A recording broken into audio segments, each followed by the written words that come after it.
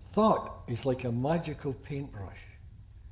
You know how an artist, he gets a canvas and he gets a paintbrush and he starts painting trees and he starts painting rivers and animals and grass and mountains, and he paints a picture. Well, when we're born, we're given three principles.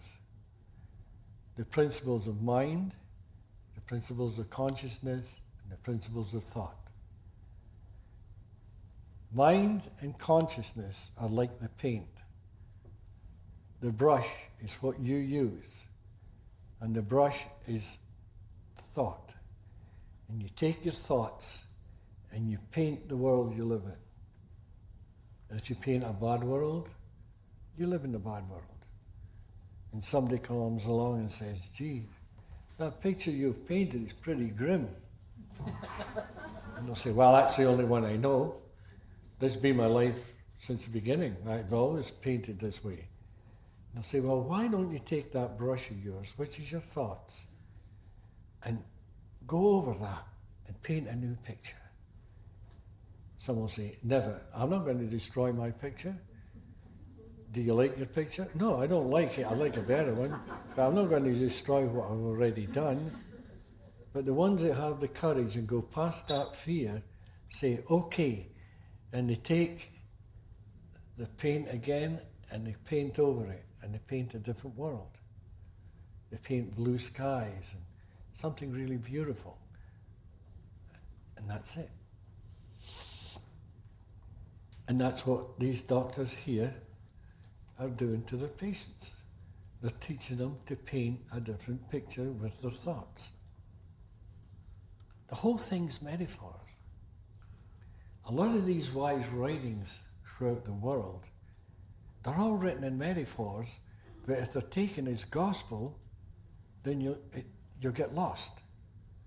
The gospel is not what can be said by words. The gospel is what is beyond the word. Beyond the word lies the beauty that you're looking for.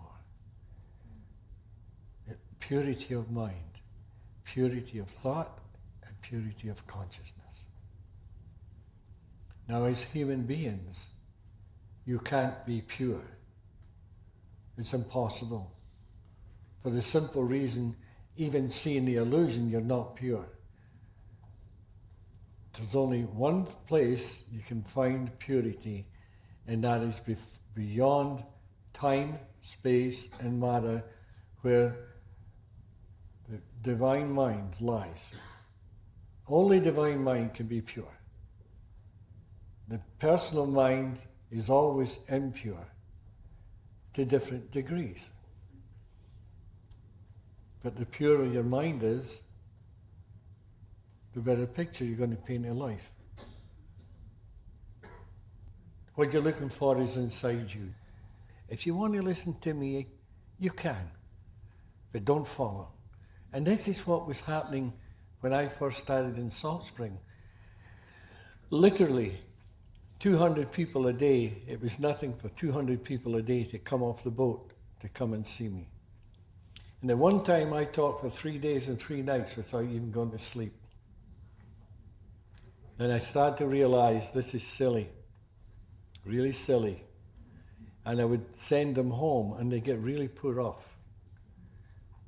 You're not much of a help, you're sending us home. And they'd have medallions of some guru that they were following. And I'd say, well, look, why don't you follow this man that's round your neck? And they would look down and say, well, I'm not getting anywhere. And I say, of course not, because you're listening to somebody else. Listen to that little voice deep within your own soul, because that's where the answer is. Deep in your own soul. And as I said yesterday, soul is pure consciousness. Now, through the years, you've heard people say, that man or that woman is losing their soul to the devil, and they're going astray. Do you know what that means? That they're losing their level of understanding to their own self, their own ego. And that's what the ego is. The ego is the dark side of life, because the ego is the illusionary carrier in this world. And this illusionary carrier tricks you. It wants you to get lots of money. It wants you to get lots of power. It wants you to be number one. And this is what's created all the problems from the very beginning of time. This is what creates wars. This is what creates all the atrocities that's going on in the world today. Now, this ego is starting, the way I see it, this ego is starting to take over the world. It's going into everybody. It's going into the mainstream. And this is why all the wars are happening, all the atrocities. Now, what the world has to do is to start looking in another way and look inside and lift their level of understanding. Now, lift their level of consciousness. Same thing. You lift your level of consciousness, you lift your level of understanding, and when this understanding comes, it will not come from outside, it will not come from a book, it will not come from a lecture, it's inside. It's an innate wisdom that lies inside. Now, when I say inside, that's a metaphor. What I really mean is this innate wisdom is that mind, that divine mind that you're connected to. And that's the secret of mind. The secret of mind holds all the answers that human beings are looking for. All mankind is looking for this wisdom, whether they know it or not. Some people even look for it through drink. Some look for it other different ways. Some try it through yoga, some try it through meditation, some try it. There's thousands of ways to try it. But no matter how they try it, if it's an outside trial, it'll never happen. It'll always happen inside. And that's why a true mystic is not interested in you. They're not ashamed. They're not interested in you. They couldn't care less, because you're an ego. They don't want to talk to you. But when they talk to you, they don't talk to you, the little ego. They talk inside. They talk into themselves, because we're all one. And they talk to you inside. And they keep taking you inside. And maybe someday you will hear past their words and you go, whoa, just like what Chip was talking about. That whoa, you've got it. You feel this feeling. And it'll never come from the intellect. It'll come from a feeling. And if you are getting a good feeling right now, you're getting it. If you're getting a bad feeling, you're not. It's that simple. And people used to get up, curse and swear at me and tell me I didn't know what I was talking about. And even though the rest of the crowd would say, tell that man to shut up. And but that was the way it was. You know, I've had 3 people ask me, what happened to my old mother-in-law? Remember that? Now, when we first got married, I was one of the nicest human beings in the world. But after her husband passed away, it started to dissipate. She started to stay with us, and we thought maybe it was because she was staying with us. But I knew better. Even before the experience, I knew better. I knew what it was, but I knew if I said this is what it was, there would be a big argument, so I just kept quiet. I had this experience, and thousands of people are coming to see us. All these gurus and mystics, all these different kinds of doctors and therapists, etc., all searchers all coming looking. And a lot of them are changing. and the doctors are changing their practice, then they'd phone you up and say, Sid, do you know what happened in my office today? It was a miracle. Then through time they would say, you know, when this first started happening to me, I was really amazed at the miraculous changes in the clients. But now it's just an everyday occurrence and it gets boring. Now she saw this. She saw all the gurus, she heard all the stories, she was sitting with all those psychologists and psychiatrists, she was hearing all those marvelous stories. She saw Chip and Jan change, she saw Ken and Elsie change, she saw all these different people change, and 3 years have gone by, and she's still determined that she's going to do something about it. So by this time, Barbara and I knew the score, so we would just sort of smile, you know. We just knew this was Grandma. That was it. And Grandma, this is what she would do. She was a great reader, and she knew I had read almost zero in my life. She knew that. So she'd go down to the library, and she'd get books on Plato and Socrates. And she'd read little excerpts from Socrates and Plato. Then she would come up to me, and quite sneakily, she wouldn't say what it was. She'd just say, Sid, what do you think? And she would quote Socrates or Plato. What do you think about this? And I would say, well, Mum, Socrates, what he's saying, he's absolutely dead on. But here's Plato, I don't think this is right. And she says, oh my God. He's got the audacity to even talk about that. Do you know what I'm talking about? And I say, no. And she would tell me. So that was it. Now we knew this one lady, and I'll call her Catherine. I would never give her a right name. But she was an awareness group leader. And this lady, she had been taken to the mental hospital quite a few times. And sometimes she was taken from her group and put into the mental hospital in an ambulance, and the group would get a get well card and say, Dear Catherine, I hope you get well soon, we miss your wisdom.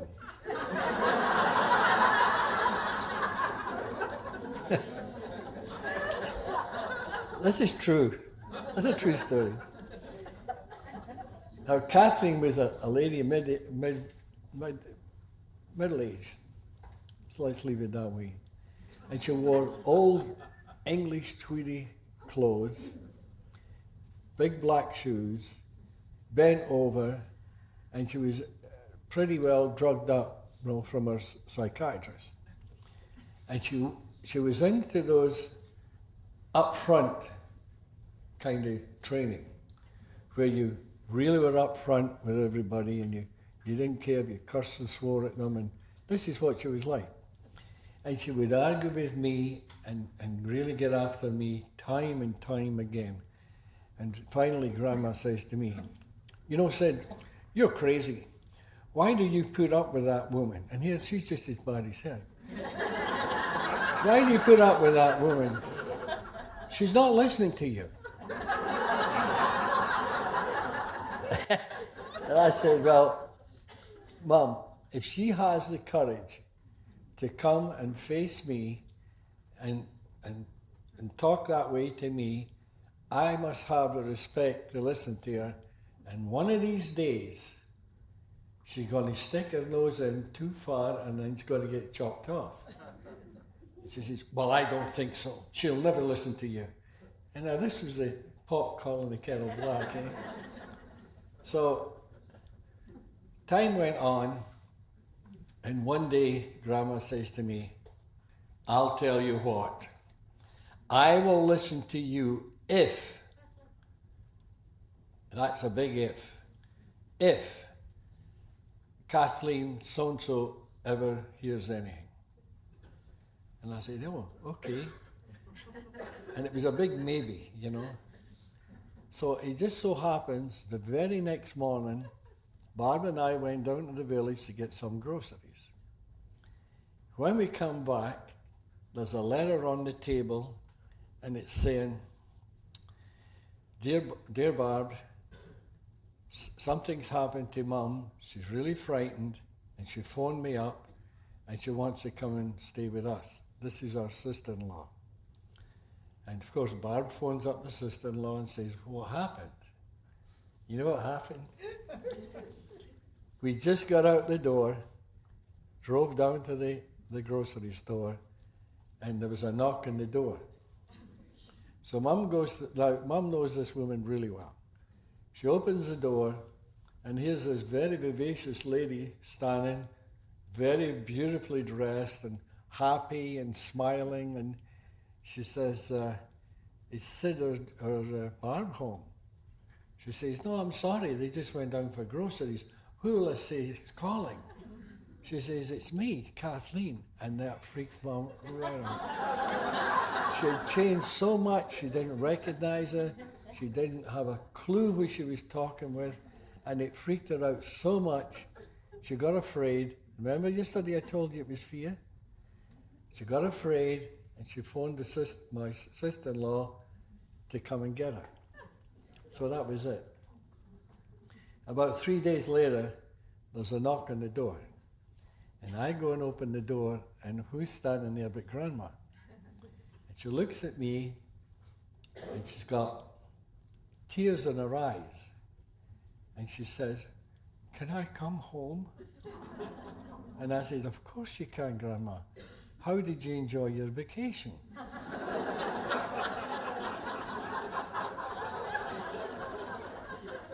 She threw her arms around me and held me for the longest time, started to cry, and said, from now on, whatever you say, I will listen. Now here's something. Within maybe a month, I would see this 70-year-old woman sitting, lecturing and instructing and helping professional doctors, psychiatrists, psychologists. She was lecturing to them in a very, very nice way. Her voice had changed, her whole attitude to life had changed, and I was a hero. I finally made it.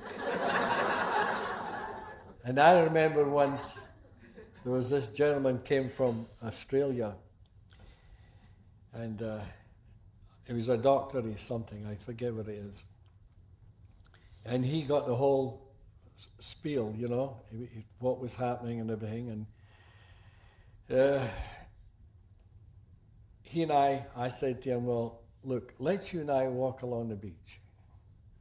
So the two of us walked along the beach, and we're talking about this, that, and the next thing. And we get back, and it's about 3/4 of an hour.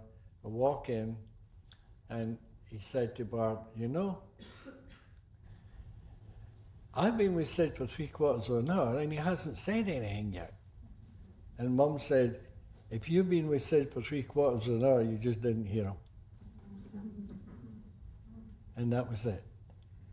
She turned out to be the most beautiful lady you've ever met in your life. And this is the laugh. The people that knew her prior would say to me, how's the old cock pheasant getting on? And I think to myself, what are they talking about, you know? Then the new people that knew her would say that Mary was the most loving human being they'd ever known in their life. And I'll bet you in here there's a lot of people knew her. If anyone got up here and started talking about my mother-in-law, they would tell you she was the most beautiful, tranquil, loving lady.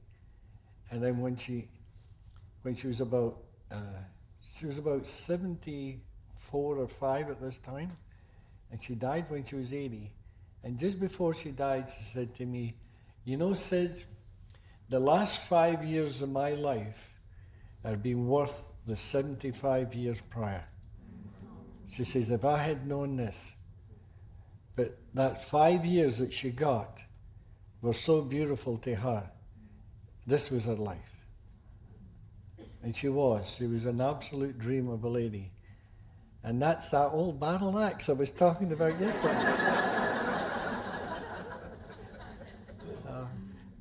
That's how powerful it is. We've seen so many changes in so many people. It's unbelievable. People were told they could never be healed. And just like that, they'd be over. But it wasn't just like that, they're over. They would jump the boundaries of time and go beyond modern day psychology.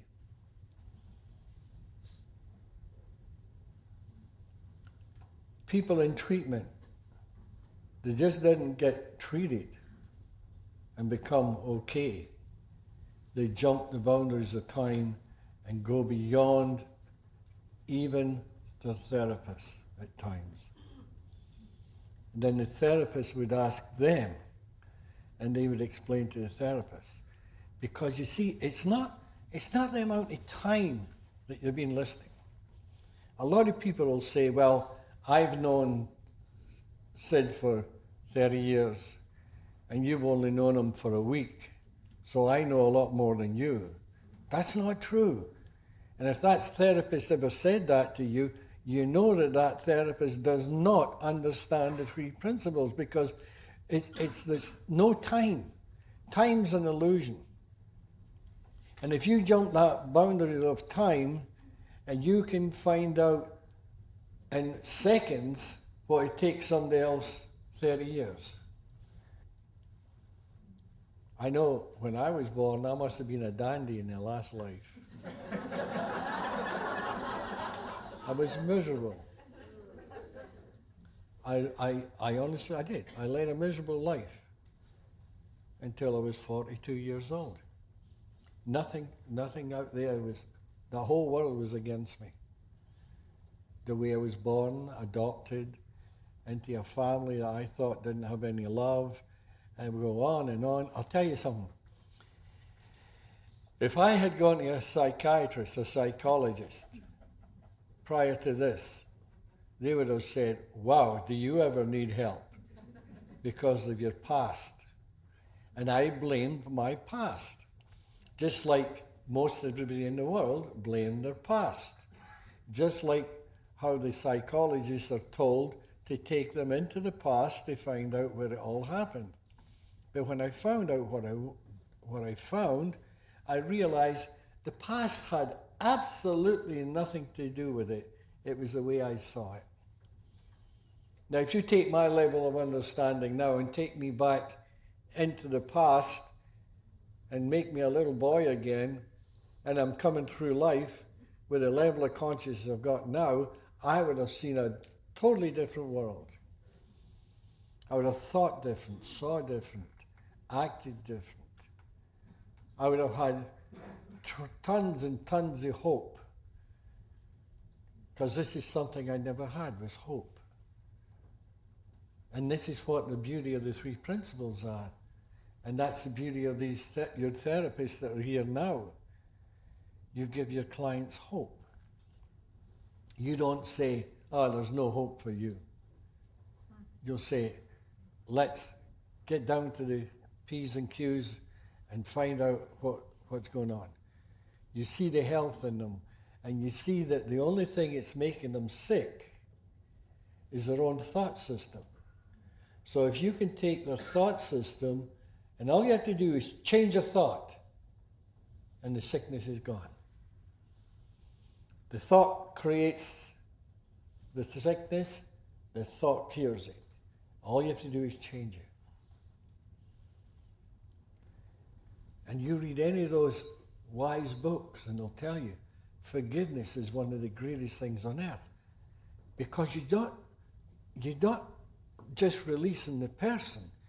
Mainly, you're releasing yourself. Because if you go around with bad feelings and you don't want to forgive anybody, you are suffering. And so, it's hard to give it up. Because I think you're a stinker. You did this to me 20 years ago, and you're still a stinker, and I don't want to give it up, because I've said a lot of horrible things about you, but more important, I've thought horrible things about you. And I feel guilty, and I don't want to give it up. But the moment you give it up, there's a release, and you're free. You look at the person and say, they weren't really a stinker, they were just lost. Then you're free again. If I could go back in time, I would tell so many people in this world that I liked them and I cared for them and I loved them, people I disliked all my life. Because I now see whoever it was, they were lost just like me. And that's very important. It's not just them that's lost, I was lost. And when I found my way back home again, I saw that they were suffering like I used to. And when you see somebody suffering, how can you go and hurt them? How can you go and have bad feelings when you see the person suffering? It just doesn't make sense. So you take the suffering away from the people that you like, the people that you know, the people that want help. And this is what you therapists and the people working in jails, the people working in the streets here, they're trying to take away the suffering from people. And you'll never get it from the intellect. Never, never. The intellect's a joke. The intellect is what the ego uses to go through this life. What you're seeking is beyond the intellect. It's beyond the word. It lies inside. And as I said before, I've heard people say, inside means your heart. Inside means your chakra. Inside means in your head. Inside is a metaphor. Inside really means that you're connected to this greater power called divine mind. And that's inside. Because it's not in this outside world. It's inside. And inside really is outside, and outside is really inside. It's an opposite. You have to go the opposite way. That's why you have to turn around and look a different way. I mean, I've met lots and lots of therapists, and they'll say, Sid, I see all your friends doing all these beautiful things, and it's incredible. And I've seen you do it. But we don't do it that way. We do it our own way. And I say, well, is it working? No. But this is the way we were taught, and this is the way we're going to keep doing it. They're not listening. They're not listening to themselves. If they listen to themselves saying, this is not a success, then they would have to say, what is? And look around. But they're determined that they won't look. And again, you know what that is? Being a prisoner of the ego. And the strange thing is, the ego in reality is non-existent. It's a delusional thing created from your own head. And how do you get rid of anything created from your own head? Is change your thoughts. Okay, let's go to the mystical side of life. I mean, what am I talking about? I'm right there. But let's go another direction. In my books, I talk about mind, consciousness, and thought all being illusionary. Now, the reason they're illusionary is because the whole world is a divine illusion. That's simple enough. So therefore, everything in it is illusion. And I had some physicists come up to me and say, would you come up and explain why you're saying mind, I'm not with it. Why everything's a delusion, time, space, and matter. And I said, okay, and so I visited them, and they were absolutely beautiful people. They were so nice to me you wouldn't believe. They knew I didn't know beans about physics. And they knew within 5 minutes they could lose me just by the vocabulary. But they were very, very nice. They wanted the truth, so they asked me. And they said, Sid, for many years now, physics have been saying that time is an illusion. It's only man-made. What do you think of that? And I said, that's true. It's only an illusion. And one of them says, well, the latest one is space is an illusion. And I said, that's true, it is. And they said, well, would you explain to me how space is an illusion? Because we see space. There's space between you and I right now. So I got on the board and I put the 3 principles and we started talking about the 3 principles. And I said to them, what do you want me to put? Universal principles or divine? And they said, whatever. And one man said, well, put divine. So I said, okay. So I put divine mind, divine conscious, and divine thought. I started talking about them, and these physicists, all of a sudden they started talking. They said, Sid, you're talking Eastern mysticism. And I said, oh, really? And they started talking about Eastern mysticism. And the other one would say, you know what you're talking about? And they would keep going into different subjects. And it was super interesting for Judy and I to listen to them. But they were connecting that these principles hold everything. And they were coming out with the most elaborate statements. So we got back to space being an illusion. And I have to admit, what I said at the beginning, if you want real space, is between here and a Scotsman. So, and I said, but truthfully, I got 2 Dixie cups, and I held them up, and I said, what is between these Dixie cups? The man said, space. And I said, no, there's no space. And they said, why? Now listen to this. This is why I told you about beyond space and matter, there's a formless energy. And this formless energy is turned into form. And that's what we call creation. Nothing in creation doesn't have a form. Literally, there's no such thing as nothingness in this form, in this world. So we got the Dixie cups, and I said, what is this Dixie cup made of? It's that formless energy turned into a form, the form of a Dixie cup. And so is this one. And in between the illusionary space, there's energy, there's dust particles, there's all different kinds of things in between. But they can't see them. But it doesn't matter. There's still a form. So here's a form, in between's a form, and the Dixie cup's a form. So there's no such thing as a space. It just looks like it. And they said, well, what about time? You know how the great mystics of the world have always talked about, put a lot of emphasis on the now. And this is where these doctors of this world today are having all the successes, because they take everybody back to the now. And there's no such thing as the past. It's an illusion. It's historic illusion. So the only thing that exists is the now.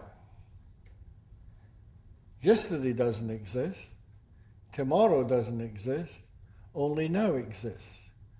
Since I said that statement, that doesn't exist. Only the now. It's always just the now. Now, now, now, now, now, now, now.